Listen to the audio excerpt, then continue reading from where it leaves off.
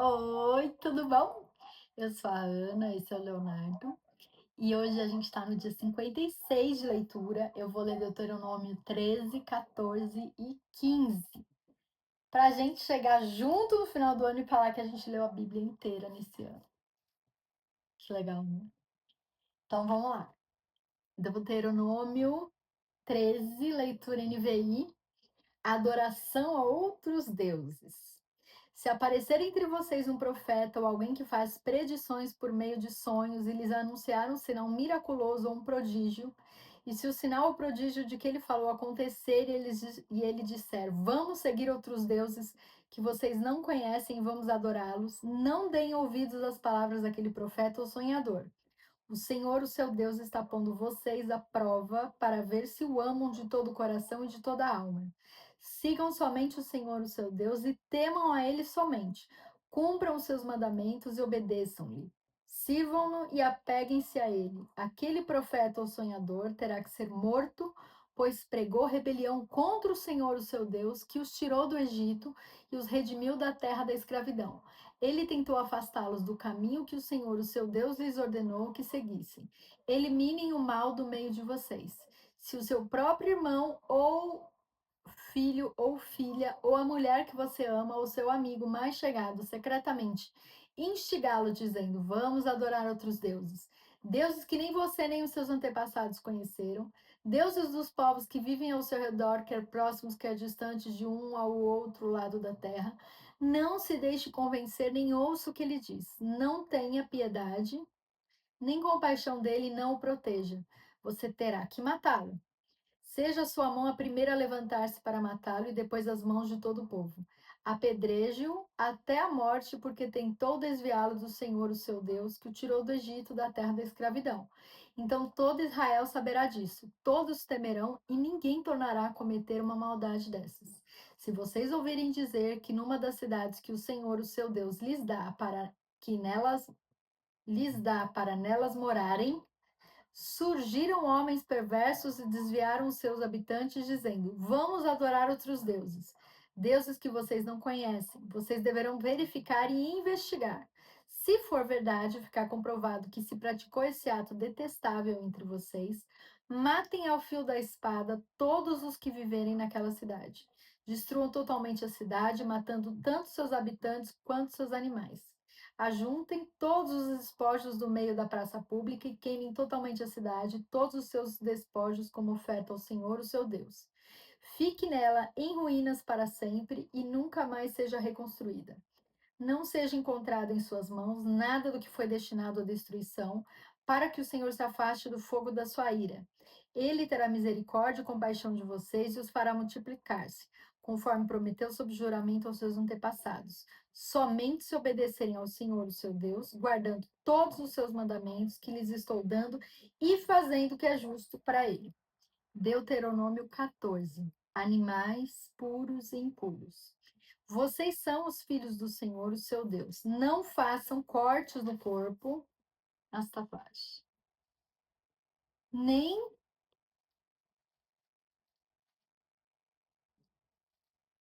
Eita,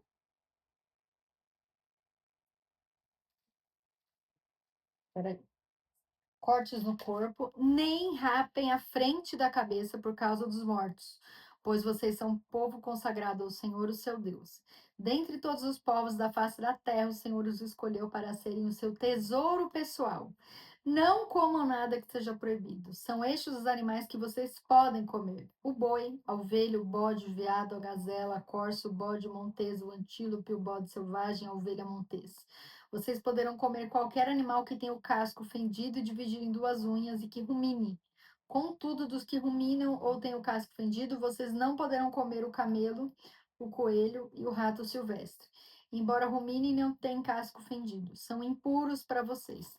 O porco também é impuro, embora tenha casco fendido, não rumina. Vocês não poderão comer a carne desses animais nem tocar em seus cadáveres. De todas as criaturas que vivem nas águas, vocês poderão comer as que possuem barbatanas e escamas, mas não poderão comer nenhuma criatura que não tiver barbatanas nem escamas. É impura para vocês. Vocês poderão comer qualquer ave pura, mas estas vocês não poderão comer: a águia, o urubu, a águia marinha, o milhafre, qualquer espécie de falcão, qualquer espécie de corvo, a coruja de chifre, a coruja de orelha pequena, a coruja orelhuda, qualquer espécie de gavião, o mocho, o corujão, a coruja branca, a coruja do deserto, a abutre, a coruja pescadora, a cegonha, qualquer tipo de garça, a polpa e o morcego. Todas as pequenas criaturas que enxameiam e têm asas são impuras para vocês, não as comam. Mas qualquer criatura que tem asas, sendo pura, vocês poderão comer. Não comam nada que encontrarem morto, vocês poderão dá-lo a um estrangeiro residente de qualquer cidade de vocês, e ele poderá comê-lo, ou vocês poderão vendê-lo a outros estrangeiros, mas vocês são o povo consagrado ao Senhor, o seu Deus. Não cozinhem o cabrito no leite da própria mãe. A entrega dos dízimos. Separem o dízimo de tudo que a terra produzir anualmente. Comam o dízimo do cereal, do vinho novo e do azeite, a primeira cria de todos os seus rebanhos na presença do Senhor, o seu Deus, no local que ele escolher como habitação do seu nome, para que aprendam a temer sempre o Senhor, o seu Deus.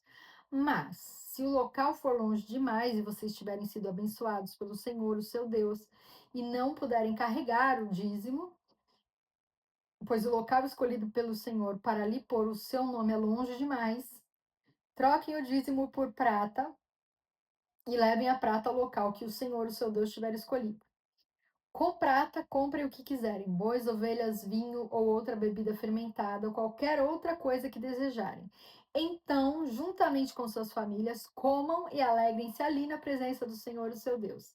E nunca se esqueçam dos levitas que vivem em suas cidades, pois eles não possuem propriedade nem herança próprias. Ao final de cada 3 anos, tragam todos os dízimos da colheita do terceiro ano, armazenando-os em sua própria cidade, para que os levitas que não possuem propriedade nem herança, e os estrangeiros, os órfãos e as viúvas que vivem na sua cidade, venham comer e saciar-se, e para que o Senhor, o seu Deus, os abençoe em todo o trabalho das suas mãos. Agora, Deuteronômio 15, o ano do cancelamento das dívidas. No final de cada 7 anos, as dívidas deverão ser canceladas. Isso deverá ser feito da seguinte forma: todo credor cancelará o empréstimo que fez a seu próximo. Nenhum israelita exigirá pagamento do seu próximo ou do seu parente, porque foi proclamado o tempo do Senhor para o cancelamento das dívidas. Vocês poderão exigir pagamento do estrangeiro, mas terão que cancelar qualquer dívida de seus irmãos israelitas. Assim não deverá haver pobre algum no meio de vocês, pois na terra que o Senhor, o seu Deus, lhes está dando como herança, para que dela tomem posse, ele os abençoará ricamente, contanto que obedeçam em tudo ao Senhor, o seu Deus, e ponham em prática toda esta lei que hoje lhes estou dando. Pois o Senhor, o seu Deus, os abençoará conforme prometeu, e vocês emprestarão a muitas nações, mas nenhuma tomarão emprestado. Vocês dominarão muitas nações, mas por nenhuma serão dominados. Se houver algum israelita pobre em qualquer das cidades da terra que o Senhor, o seu Deus, lhes está dando, não endureçam o coração nem fechem a mão para com o seu irmão pobre. Ao contrário, tenham mão aberta, emprestem-lhe liberalmente o que ele precisar. Cuidado, que nenhum de vocês alimente este pensamento ímpio. O sétimo ano, o ano do cancelamento das dívidas, está se aproximando e não quero ajudar o meu irmão pobre. Ele poderá apelar para o Senhor contra você e você será culpado deste pecado. Dele generosamente e sem relutância no coração. Pois por isso o Senhor, o seu Deus, o abençoará em todo o seu trabalho e em tudo o que você fizer. Sempre haverá pobres na terra. Portanto, eu lhes ordeno que abra o coração para o seu irmão israelita, tanto para o pobre como para o necessitado de sua terra. A libertação de escravos. Se seu compatriota hebreu, homem ou mulher, vender-se a você e servi-lo 6 anos, no sétimo ano dele a liberdade.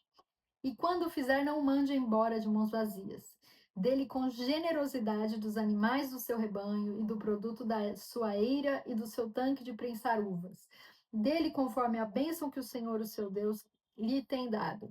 Lembre-se de que você foi escravo no Egito e que o Senhor, o seu Deus, o redimiu. É por isso que hoje lhe dou essa ordem. Mas se o seu escravo lhe disser que não quer deixá-lo porque ama você e sua família e não tem falta de nada, então apanhe um furador e fure a orelha dele contra a porta e ele se tornará seu escravo para o resto da vida. Faça o mesmo com a sua escrava. Não se sinta prejudicado ao libertar o seu escravo, pois o serviço que ele prestou a você nesses 6 anos custou a metade do serviço de um trabalhador contratado. Além disso, o Senhor, o seu Deus, o abençoará em tudo o que você fizer. As primeiras crias. Separe para o Senhor, o seu Deus, todo o primeiro macho de todos os seus rebanhos. Não use a primeira cria das suas vacas para trabalhar, nem tosqueie a primeira cria das suas ovelhas. Todo ano você e a sua família as comerão na presença do Senhor, o seu Deus, no local que ele escolher. Se o animal tiver defeito, ou for manco ou cego, ou tiver qualquer outro defeito grave, você não poderá sacrificá-lo ao Senhor, o seu Deus. Coma-o na cidade onde estiver morando. Tanto cerimonialmente impuro quanto puro o comerão, como se come a carne da gazela ou veado, mas não poderá comer o sangue, derrame-o no chão como se fosse água. E é isso, gente! Nossa, é muito lindo, né? Todas as ordenanças, como a gente não sabe nada, né? Meu Deus do céu! Tem que estudar muito, tem que estar sempre em contato com a palavra, sempre estudando, refletindo, orando. Falta muito para nós. Então tá bom, gente. Ó, fica com Deus. Deixa um comentário para eu ler depois. Curte, compartilha com quem você acha importante ver esse vídeo. Um beijo e fica com Deus.